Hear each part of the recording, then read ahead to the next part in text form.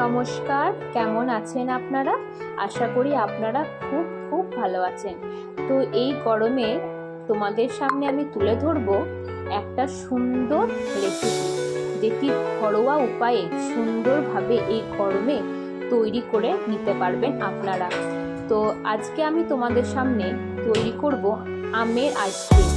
তো সেই জন্য আমি আমটাকে ভালো করে কেটে নিয়ে প্রথম আমি আমের খোলাগুলিকে ভালো করে ছাড়িয়ে নিলাম।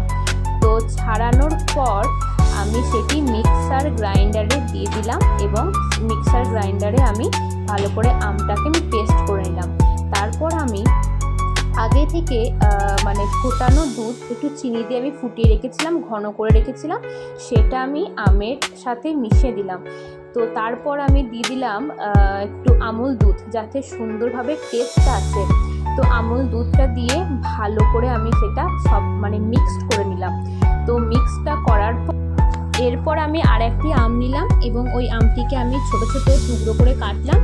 তো ওই ছোট ছোট পিস করা আমটিকে আমি ওই মিক্সটার উপর ভালো করে ছড়িয়ে দিলাম, যাতে দেখতেও সুন্দর লাগে এবং খেতেও খুব ভালো লাগে। তো তারপর আমি আইসক্রিমটাকে জমানোর জন্য আমি ফ্রিজে ভরে দিলাম। তো আমাদের এবার কিছুক্ষণ ওয়েট করতে হবে। তো তারপর আমাদের তৈরি হয়ে যাবে আমাদের ঘরোয়া উপায়ে ম্যাঙ্গো আইসক্রিম, যেটা দেখতেও খুব সুন্দর লাগবে এবং খেতেও খুব সুন্দর লাগবে। তো আপনারাও বাড়িতে একবার ট্রাই করবেন।